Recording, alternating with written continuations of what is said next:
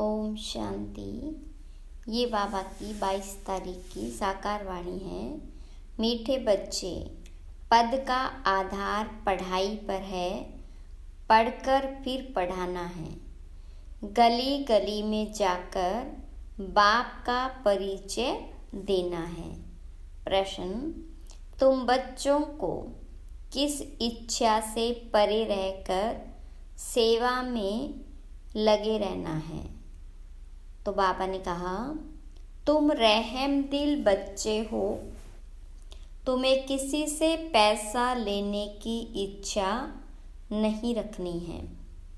इस इच्छा से परे रहकर दान करने की सेवा में, दूसरों को आप समान बनाने में लगे रहना है।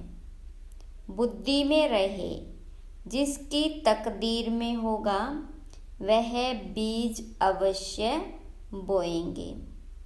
अगर कोई वाचा या कर्मणा सेवा नहीं कर सकते हैं तो धन से भी सहयोगी बनते हैं। गरीब बच्चे तो चावल मुट्ठी देकर महल ले लेते हैं। गीत है, प्रीतम आन मिलो सजना। ओम शांति। प्रीतमाओं के लिए एक ही पुकार काफ़ी है। अब यह किसने पुकारा और किसको, यह तो सिर्फ तुम बच्चे ही जानते हो, क्योंकि तुमने बाप द्वारा बाप को जाना है। फादर शोज सन, फिर सन शोज फादर, ऐसा कायदा है। अब प्रीतमाएं सब प्रीतम को पुकारती है। गीत तो श्री कृष्ण के लिए गाया हुआ है।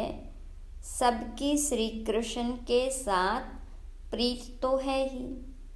श्री कृष्ण के भक्त समझते हैं श्री कृष्ण ने राजयोग सिखाया था। वास्तव में प्रीतम सबका एक ही है। सर्व पतितों को पावन बनाने वाला एक ही है। निराकार को ही याद करते हैं, परंतु परमपिता परमात्मा को फिर यथार्थ रीति जानते नहीं। निराकार का यथार्थ अर्थ क्या है सो जानते नहीं। बाबा ने समझाया है, वास्तव में मैं एक ही राम है। हे प्रभु, हे ईश्वर, ओ गॉड फादर, एक को ही पुकारते हैं। कोई जिस्मानी मनुष्य या देवता को नहीं पुकारते। बुद्धि निराकार तरफ चली जाती है। गॉड फादर सभी का एक ही है। समझते भी हैं हम भाई भाई हैं, परंतु आत्माओं के रूप में हैं। यूं तो हर एक अपने अपने धर्म का है।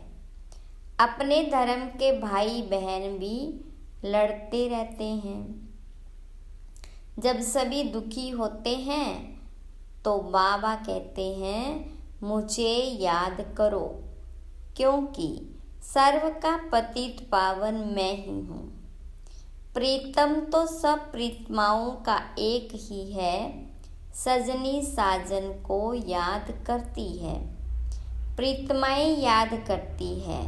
प्रीतम आन मिलो सजना, आत्मा याद कर रही है। जिया बुलाए, बुलाने वाली तो आत्मा है ना, शरीर तो नहीं। जीव आत्मा से बात करती है। दुनिया में मनुष्य तो देह अभिमानी होने के कारण अपने को शरीर समझते हैं। तुम बच्चों को यह पक्का समझना है कि जीव की आत्मा बुलाती है, आत्मा प्यार करती है। शरीर से प्यार नहीं करता। आत्मा शरीर धारण करती है। इस समय का प्यार भी अशुद्ध है। देवी देवताओं का प्यार तो बहुत शुद्ध होगा ना। मनुष्य समझते हैं प्यार विकार का ही होता है, परंतु सतयुग में प्यार है, लेकिन वहाँ कोई भी विकार नहीं होता। बाबा तुम बच्चों को 21 जन्मों के लिए इन विकारों से बचाते हैं। तुम यह बातें किसको बैठ समझाओ तो सुनकर बड़ा खुश होंगे। तुम कहते हो बाबा सर्विस नहीं होती है, परंतु सर्विस के तरीके तो बहुत बताते हैं। अभी दशहरा आता है, देवियों की पूजा भी सब जगह होती है, तो वहाँ भी जाकर समझाना चाहिए, बाबा की पहचान देनी चाहिए। वह है परमपिता परमात्मा निराकार बाप। हम आत्माएं भी मूल वतन में रहती हैं। वतन घर को भी कहा जाता है। हम आत्माओं का बाप भी वहाँ परम धाम में रहते हैं। बाबा बच्चों को भेज देते हैं। यह भी ड्रामा अनुसार ऑटोमेटिकली चलता रहता है। उनको भी अपने समय पर आना पड़ता है। एक बाप है, बाकी सब है आत्माएं। यह है मनुष्य सृष्टि। उनमें दैवी गुण वाले मनुष्य लक्ष्मी नारायण थे सतयुग में। बाकी कोई 8-10 भुजा वाले मनुष्य नहीं होते। यह कहाँ से आए? पूजा जहाँ होती है वहाँ तुमको इनोसेंट हो जाकर पूछना चाहिए, यह क्या है? रुद्र यज्ञ भी बहुत होते हैं। साहूकार लोग यज्ञ आदि बहुत कराते रहते हैं। तुम कहाँ भी रमण कर सकते हो। तुम रमता योगी हो। जो जिस जिस देश में रहने वाले हैं वहाँ सर्विस कर सकते हो। ये कौन है जो इनकी पूजा होती है? क्या करके गए हैं? किसकी संतान है? ऐसे ऐसे बैठ पूछना चाहिए, फिर समझाना चाहिए, क्योंकि तुम्हें सबका कल्याण करना है, रहम दिल बनना है। मुफ्त पैसे बर्बाद करते रहते हैं। बच्चों के लिए सर्विस तो बहुत है। अभी दशहरा आता है, उस पर समझाना चाहिए कि रावण क्यों जलाते हैं, रावण का राज्य कब से कब तक चला, फिर विष्णु का राज्य कितना समय चला। यह है ब्रह्मा का दिन, यह है ब्रह्मा की रात। गवर्नमेंट को जाकर समझाना चाहिए।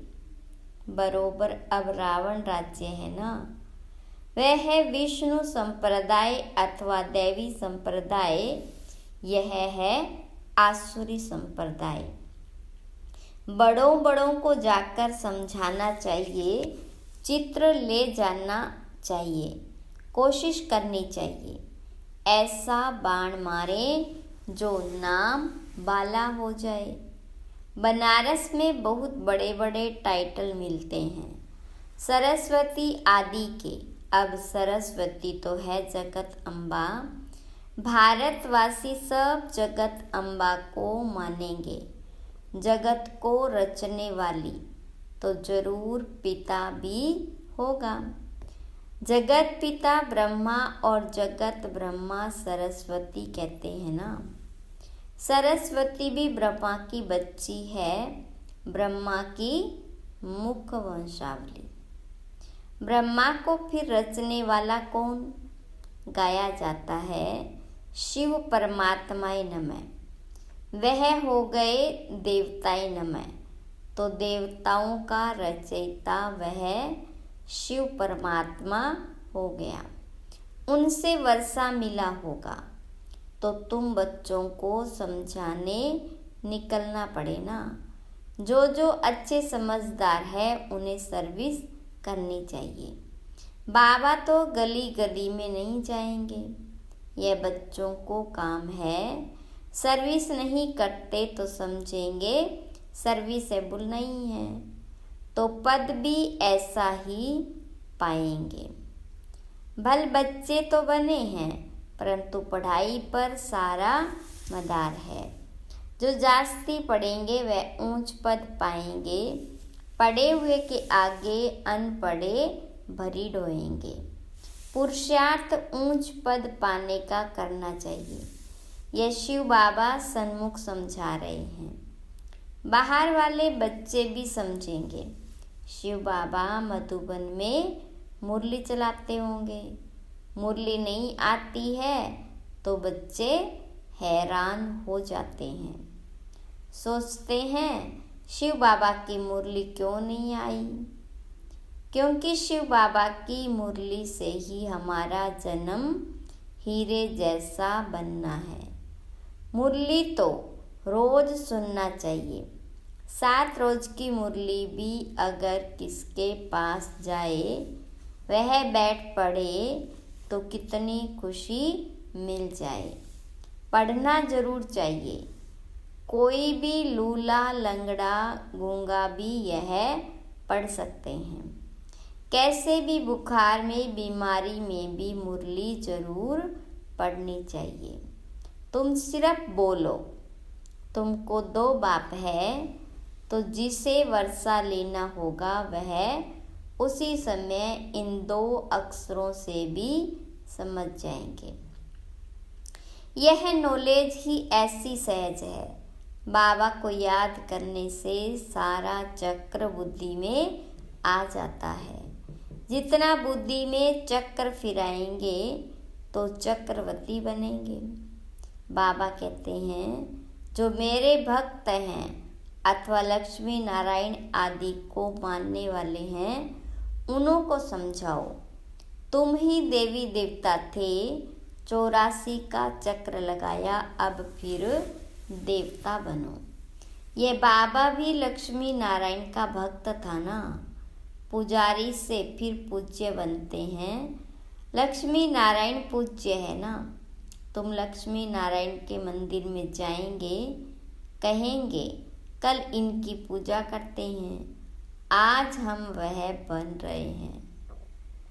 समझाना तो बड़ा सहज है। तुम बच्चों को रहमदिल बनना है। जिसको सर्विस का शौक होगा वह सिखलाने वाली ब्राह्मणी का हाथ पकड़ेंगे।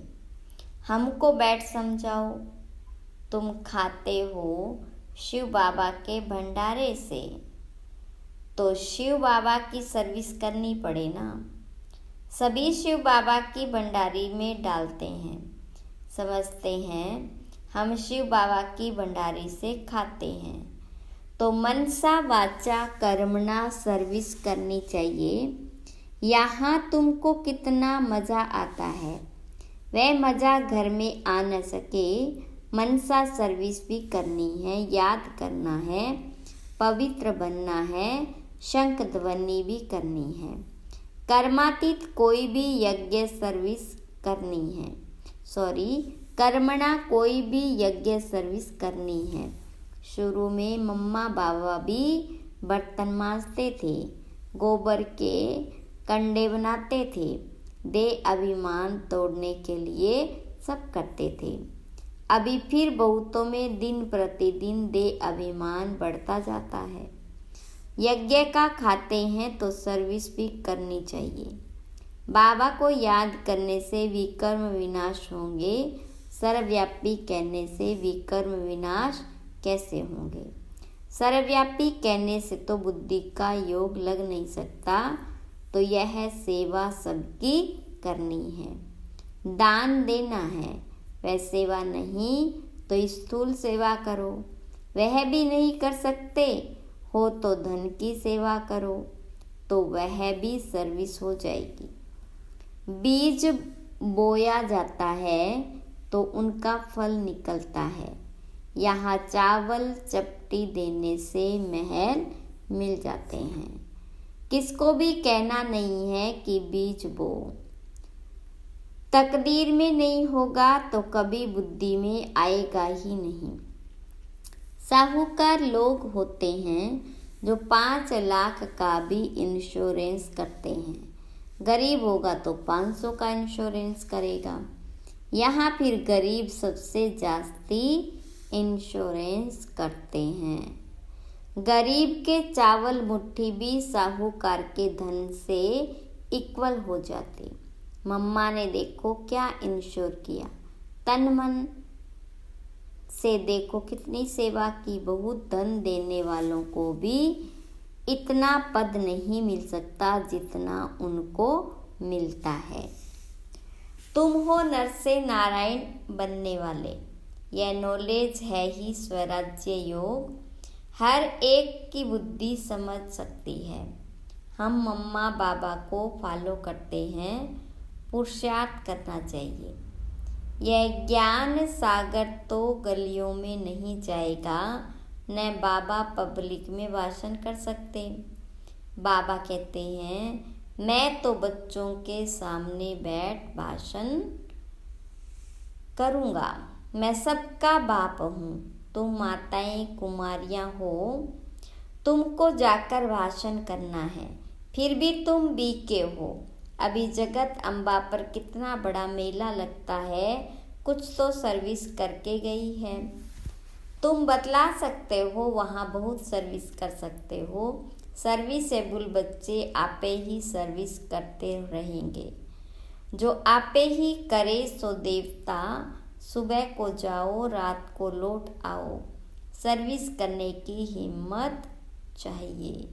बहुत अच्छे अच्छे बच्चे हैं, परंतु कोई न कोई बंधन में है। रुद्र ज्ञान यज्ञ में अबलाओं पर अनेक प्रकार के विघ्न पड़ते हैं। प्रैक्टिकल में देख रहे हो तो बाबा से यदि वर्षा लेना है तो सर्विस में तत्पर रहना है। श्रीमत पर चलो। हाँ, लौकिक माँ बाप आदि है तो उनकी सर्विस भी करनी है, साथ साथ यह सर्विस भी करना है। बॉम्बे में भी मम्मा के मंदिर में बहुत जाते हैं, वहाँ भी जाकर सर्विस कर सकते हो। हाँ, ऐसे जो सर्विस करेंगे उनको गवर्नमेंट भी शरीर निर्वाह अर्थ देने के लिए तैयार है। यदि कुछ भी समझने वाले नहीं हैं, फिर भी मेहनत करो, कोई ना कोई निकल आएगा। सर्जन बहुत चाहिए। तुम हो अंधों की लाठी, तुम बच्चों के लिए सर्विस तो ढेर है। तुमको कोई से पैसे आदि लेने की इच्छा नहीं, तुमको तो रहम दिल बनना है। रहम दिल बाबा के बच्चे भी रहम दिल जो बहुतों को मार्ग बताएंगे, वह पद भी ऊंच पाएंगे। सुनते तो बहुत है ना, यहाँ से गए तो फिर भूल जाते हैं, नंबरवार धारणा करते हैं। इसमें बड़ी अच्छी मेहनत करनी चाहिए। 21 जन्मों का राज्य भाग्य मिलता है, कम बात थोड़ी है। जैसे गवर्नमेंट कहती है सोना हमारा है, बाबा भी कहते हैं नींद को जीतने वाले बनो, रात को भी कमाई करो। कोई शरीर छोड़ते हैं तो समझते हैं ड्रामा में उनका इतना ही पार्ट था। अनन्य बच्चे जो होंगे वह आते हैं, कोई तो समझते, कोई तो बहुत आंसू बहाते पछताते हैं हमने सर्विस नहीं की, बाबा का कहना नहीं माना। ऐसे ऐसे भिन्न भिन्न प्रकार के होते हैं। बाबा साक्षात्कार कराते हैं। तुमको कितना कहते थे सर्विस कर, आप समान बनाओ, तुमने कुछ नहीं किया, फिर रोते हैं। धर्मराज के आगे भी रोते हैं, मार खाते हैं। इम्तिहान हो गया, रिजल्ट निकल गई, फिर रोने से कुछ फायदा होगा क्या? अभी प्रीतम आया हुआ है, प्रीतमाओं को ले जाने आओ तो हम तुमको विश्व की महारानी बनाएं। जो पुरुषार्थ करेंगे वह बनेंगे।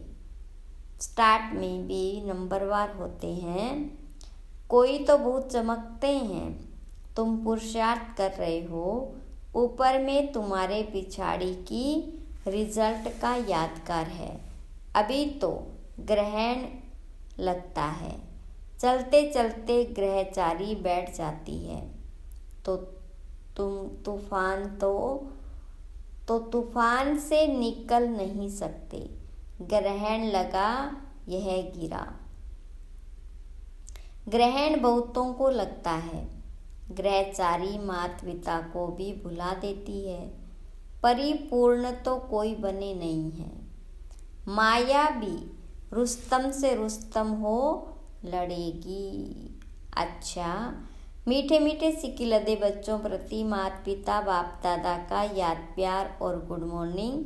रूहानी बाप की रूहानी बच्चों को नमस्ते। रूहानी बच्चों की रूहानी बाप दादा को याद प्यार गुड मॉर्निंग और नमस्ते। धारणा के लिए मुख्य सार। पहली पॉइंट, रमता योगी बन सेवा करनी है। मनसा वाचा कर्मणा, किसी भी प्रकार की सेवा में बिजी जरूर रहना है। दूसरी पॉइंट, रात को जाकर कमाई करनी है, नींद को जीतने वाला बनना है। मुरली किसी भी परिस्थिति में जरूर पढ़नी है। वरदान, अल्पकाल के संस्कारों को अनादि संस्कारों से परिवर्तन करने वाले वरदानी महादानी भव। विस्तार, अल्पकाल के संस्कार जो न चाहते वे भी बोल और कर्म कराते रहते हैं, इसलिए कहते हो मेरा भाव नहीं था, मेरा लक्ष्य नहीं था, लेकिन हो गया। कई कहते हैं हमने क्रोध नहीं किया, लेकिन मेरे बोलने के संस्कार ही ऐसे हैं। तो यह अल्पकाल के संस्कार भी मजबूर बना देते हैं। अब इन संस्कारों को अनादि संस्कारों से परिवर्तन करो। आत्मा के अनादि ओरिजिनल संस्कार सदा संपन्न, सदा वरदानी और महादानी हैं। स्लोगन, परिस्थिति रूपी पहाड़ को उड़ती कला के पुरुषार्थ द्वारा पार कर लेना ही उड़ता योगी बनना है। ओम शांति।